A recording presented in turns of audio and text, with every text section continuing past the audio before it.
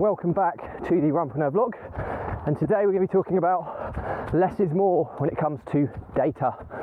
So the Runpreneur vlog is part of the Runpreneur challenge, which is our fundraising mission to save the lives of children by attempting the ultimate ultra marathon.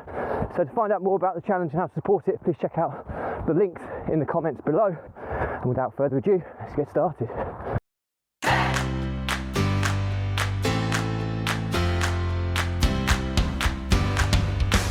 So, first thing to say, I forgot in my intro, if you do love this vlog, please click the subscribe button on the YouTube channel and also click the notification bell, and it will tell you as and when new episodes are released on a daily basis. So thank you for your support. So today we're talking about data and how less is more.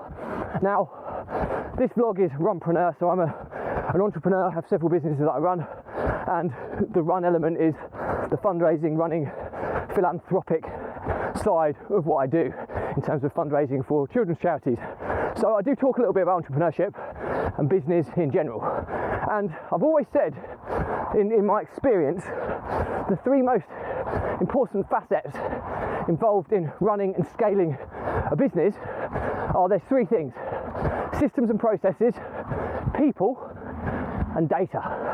Okay, so I've touched on the other areas throughout, but today I'm going to be focusing on data. Now, they're all equally as important as one another, but data, I've always said less is more, but I've often failed to practice what I preach. And I normally have reports that start off really beautiful and simple and simplistic. I mean, the general rule was always you should be able to glance at a report and get the information you need. If you have to kind of work through it and decipher everything, it can often be too complex for kind of feeding back real-time data. Real-time is obviously super beneficial because you can see what's going on in real time, and then you can pivot and change direction and react accordingly, or try and be proactive to stem a problem happening before it arises because the data has suggested it. Now, I'm guilty in many ways, but what often starts out as very simple and usable data reports. I'll just go past this quite big dog. It looks like it's going to attack me. Hello. It's a big, like, German Shepherd Alsatian, or an Alsatian of some kind. It was black and it was just looking at me as if I was dinner. So fortunately it's gone on without me, so I'm not getting attacked by a dog today. But anyway, I digress. So and then what I often do with reports is I then think, oh yeah, I'd really like to see that information or that information, and a little bit of that information, and a bit more of that information. And before you know it, what started off as a really simple, usable report has turned into something super complex with so many different figures, percentages, conversion rates, etc., which means that from a high level, it takes me too long to interpret that data and I stop using it. Okay? Data is only beneficial if it's usable, and it's only usable if it can be interpreted very easily. So I've gone back to basics this week, and I've actually gone through each business and said, if I could only have one key metric to report on, what would it be for each business? And to just give you an example, and I have these set up in, there could be a number of metrics I use for each business, but if I could only choose one, I would choose these, and I'll go into a little bit more detail on each reason and each why very shortly. But so if I look at the holdings company, which is our lease holdings company, whereby we have leases with government-backed agencies, social housing leases in place, the most important thing there is the monthly profit figure. Okay, so it's very, very fixed because there's no disbursements or variable costs to come off that. So I can just look at monthly profit and know that that's pretty consistent. Okay, so that's that business. The next business is the Property Empire Builder, which is our sourcing and trading business. What's the data I need to see there? I want to see the value of our sales pipeline. Okay, not converted sales, because we don't attach too much overhead to this business, but what we do want to see is a pipeline with a certain value, because we know what our conversion rates are. Okay, and I can look at that and can see, you know what, we've got a healthy pipeline. I can factor in that based on this conversion rate, we're going to generate X. Okay, so that's why that business has that. The next business is my personal property business, and I work off a paid occupancy rate. So what I mean by that is that we have a lot of social tenants. We have a big portfolio of high volume of tenants.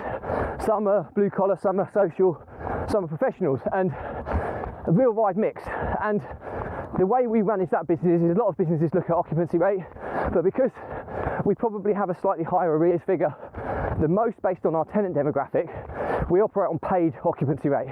So we don't factor in a unit being occupied if there's a tenant in who isn't paying. Now, that might sound silly, but quite often a tenant that's in situ and they're not paying, it's not normally their fault. It might be because we're waiting for a universal credit application of some kind to come into play. So paid occupancy rate, I know very clearly that we need to be 82-83% paid occupancy, and that means that we're covering all our costs, and I know that we normally need to try and aim to be mid-90s on the paid occupancy rate, and then we're making good profit. So that's why I focus on paid occupancy rate, and it factors in, because you can't be so precise with your forecasts because of the amount of variable cost and everything attached to running a property company. It just enables us the ability to see where we are from a high level perspective. That's why we focus on paid occupancy rate. So yeah, 3 different businesses, 3 different metrics, and at a very high level I can see how each business is performing just by those 3 figures. So I've completely simplified the reports, gone back to there. Now there will be departments that will have different metrics that they focus on within the company or companies, but for me at absolute high level, if I'm glancing at data on a day-to-day basis, those 3 metrics will give me everything I need to know how each business is trending.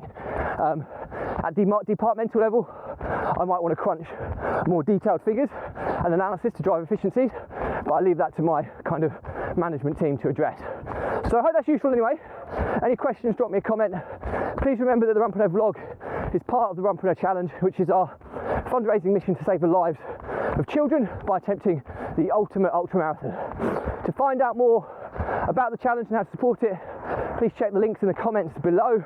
And as always, if you like this vlog, please click the subscribe button to the channel, and also hit the notification bell so that you're updated when each new episode is released. Thanks for your support, stay positive, stay happy, and I'll see you tomorrow.